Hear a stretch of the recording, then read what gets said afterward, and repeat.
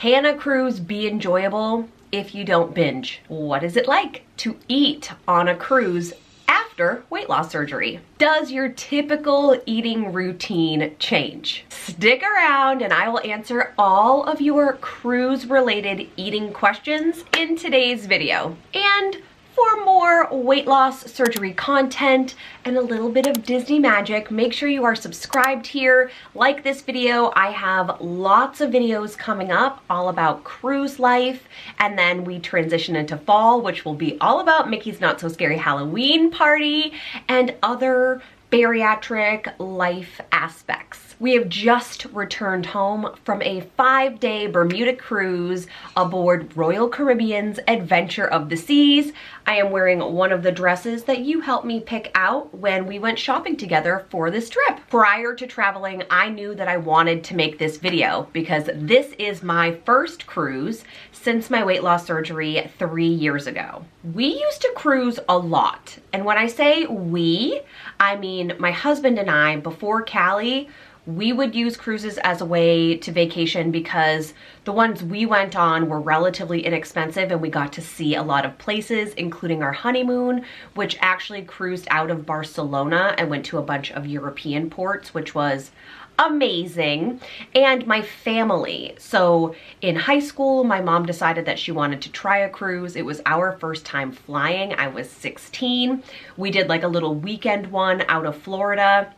And from there, she was hooked, and because she was in charge of the vacations, cruising is what we did. So it is a culture I have come to know and understand. And if you've ever cruised before, you understand that cruising is essentially a floating buffet vessel. It's literally food options 24 hours a day. That is not an exaggeration. Between the actual buffet, which was called the Windjammer, the main dining room where we had dinner, the 3 upscale paid-for restaurants, lounges, bars, and the 24-hour room service where, because we were in a suite, we had free access to room service quite literally around the clock. Food is in every single corner. I will also link above the room tour and why we upgraded, what it cost us. Is it worth it video here. I will admit that prior to getting on board, I was concerned. I am a recovering emotional eater who used to binge hard on vacation in the name of celebrating. In fact, Mark and I have coined the phrase fourth meal because after dinner, hours later, we would go out in search of the additional 4th meal of the day. So quite literally at dinner, we would be eating and then asking each other, where are we gonna have 4th meal later? So that gives you a little peek into our cruise eating habits of the past. I will say mostly that my habits have changed, and this is not a knock against Mark. He can have 4th meal because he can run 17 miles. So he and some of the guests that we went with were still in search of that elusive 4th meal on some nights, but it did happen less often, and then the portions were smaller. So overall, 4th meal has diminished. Honestly, my eating routine did not change very much despite my initial anxiety about it. One of the positives is that I got to try a lot of new things that I typically wouldn't order if we were in a restaurant, and that I certainly wouldn't cook at home. And that, I think, is the bonus of cruise eating, is that there is so much variety. Literally anything you want, some restaurant on board has it. For breakfast, I truly missed having my protein shakes. Despite there being so many options, this was one of the things that the ship did not have, was like a healthy shake or even like a smoothie option where you could bring your own protein powder.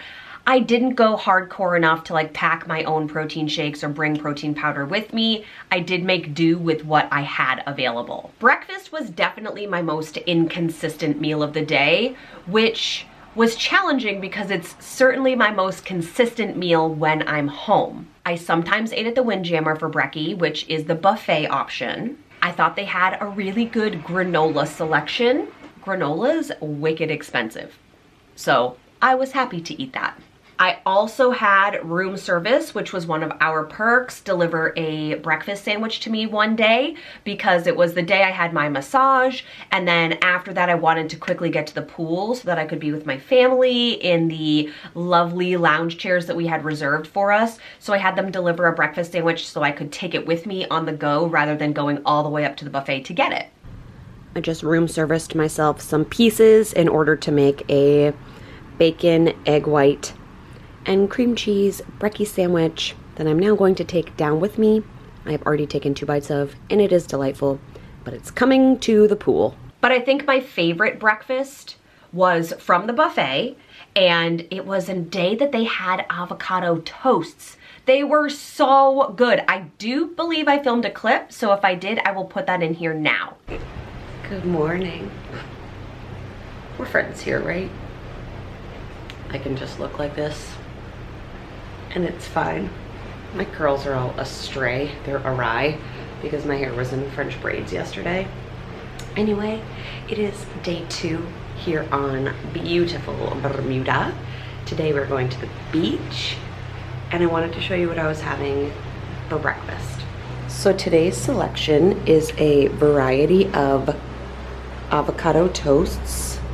Mark picked these out for me. He brought breakfast back to the room. I can see that some of these have like mozzarella, tomato, and probably what I assume is balsamic. I don't know if this is bacon or like beef carpaccio. And then I think this is radish. Let me clear the lens again, hang on. And yesterday on the island, I bought this rosé rosemary finishing salt. So I thought I would sprinkle a little bit of it on one of these and see how that tastes. And then I have a spinach and cheese omelet. I will not be eating all of this, so I will show you what I do end up eating. I'll probably like take bites of each of those and eat maybe a quarter of this. Let me show you my view while I have breakfast.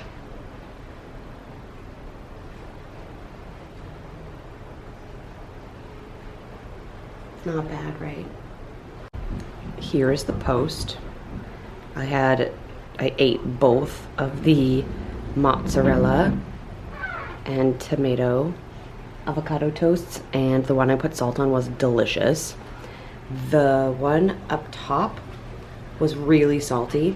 Oh, sorry, I'm muted for a moment. I did take 2 bites of the omelet strictly for the protein. I bet it was probably better when it was warm. It's like missing something, a sauce, or, I mean, I bet that salt on it would be good. Okay. And I was surprised by how much I liked this one. I'm gonna walk away from it, but if I'm still hungry, I'll come back and finish that one. And on the final day, we did get to eat breakfast at Giovanni's, which was one of the paid restaurants as part of our suite access.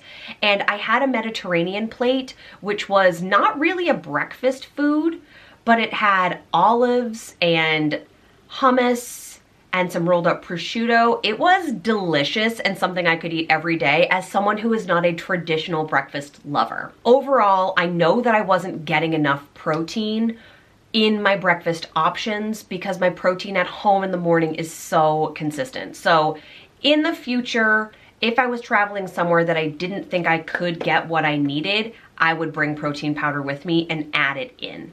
Lunch was varied, but that's not atypical for me, so it felt pretty normal. We did eat at the Windjammer several days, and what I liked was that they had a series of like consistent food options, like they had fruit, yogurt, etc. But then every day their theme changed, and my favorite day was when they had Mexican food because I made myself like taco nachos, which were full of ground beef and definitely full of protein, but then I also got veggie on the side.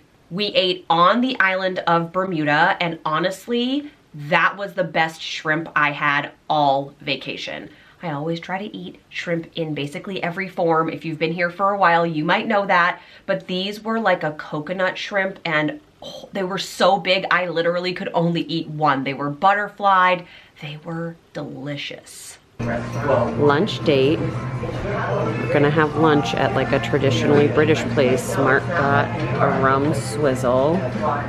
Thank you, Cal. And I wanted you to show parts of the menu because it's different.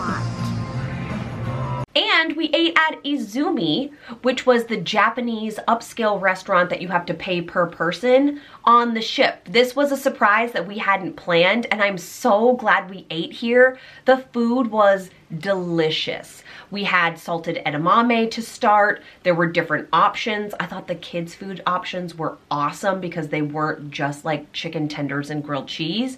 And of course, I got shrimp tempura sushi. And you already know, if you've been here, if you watch my Instagram reels, thank you, by the way, if you do, that I think sushi is like the perfectly portioned bariatric food option. It was delicious. My only sadness was that I couldn't eat more of that sushi roll. The other upscale dining options that you have to pay additionally for, one was Italian, that was Giovanni's. We had breakfast there, but not dinner. And one was a steakhouse, and we did not dine there. So let's talk about dinner. We ate dinner in the main dining room. We picked a time. Our time was 5 p.m. because it aligned well with like future show times, but also Callie's later bedtime of 7-ish. This is where I found myself struggling the most. Dinner was a 3-course meal. So when the menus came, you have your appetizers, your main dishes, and your desserts. Some of the food rotated and changed out, and some of it was called the classics, and that meant that they stayed consistent every single night. I think for an average person, this is probably too much food. For a post-op bariatric patient, this is way too much food. And on a cruise ship, you don't really do like doggy bag take home because there's food available all the time. We did have a little refrigerator, so I guess I could have brought things back to the room, but honestly, it was filled with wine and water, so I wasn't really interested in bringing things back. We had a lovely team of servers, and they definitely found me to be not difficult, but a bit of a conundrum.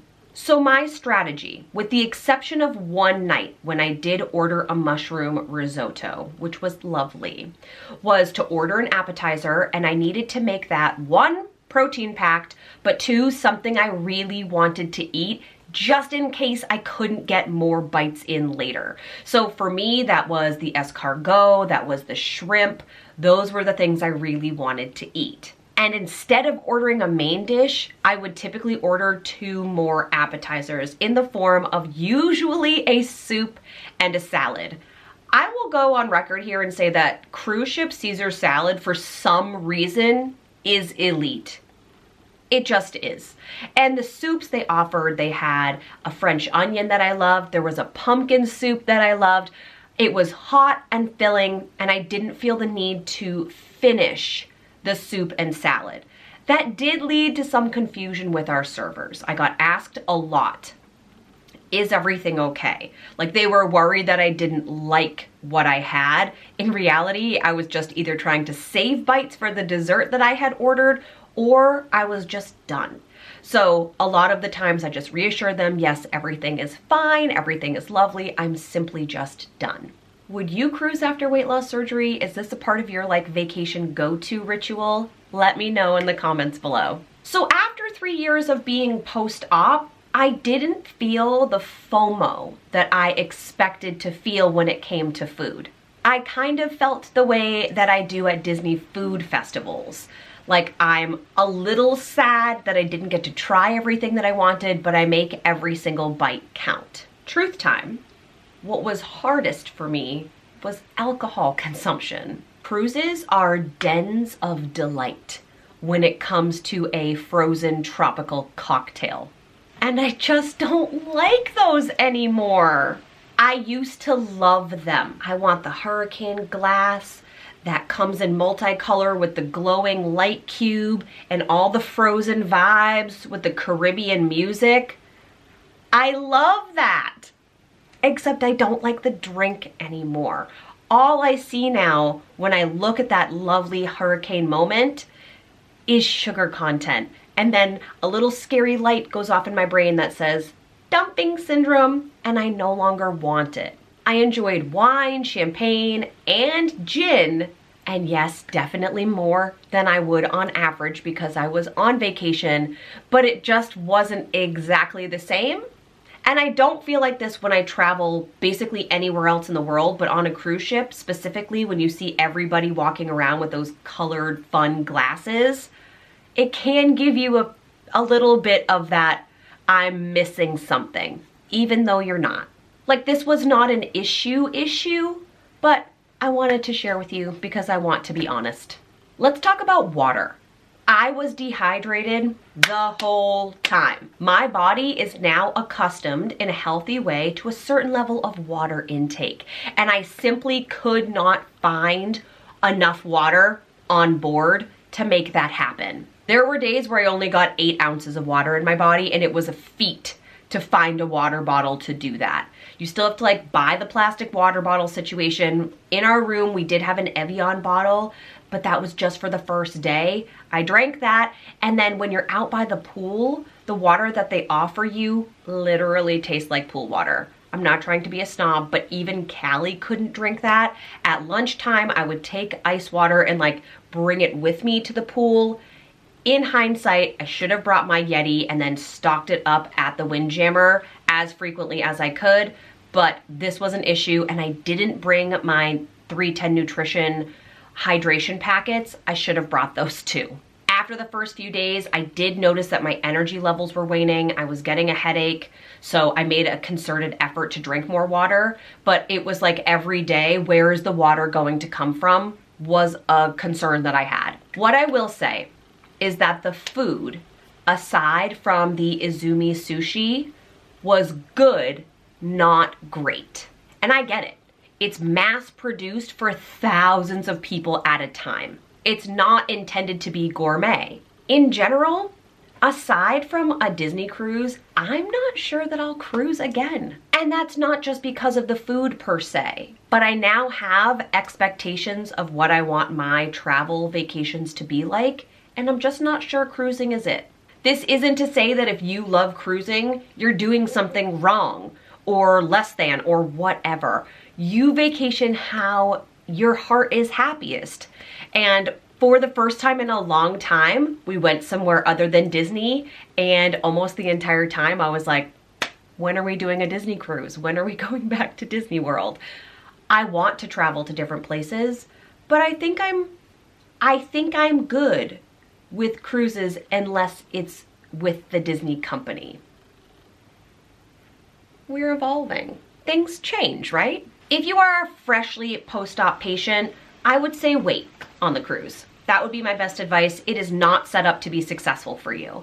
If you are a veteran post-op patient and cruising is your thing, girl, get on that ship, because you're gonna be fine. As long as you know your own cues, triggers, and boundaries, you're going to be fine. You can totally do it. Just maybe make sure you bring a Yeti or some type of tumbler with you so that you get your water in. And don't forget your vitamins. I love you, I support you. We are coming in next week with some travel hacks for kiddos that honestly saved the day for traveling with Callie. And I can't believe it'll be September. I love you. Bye, everybody.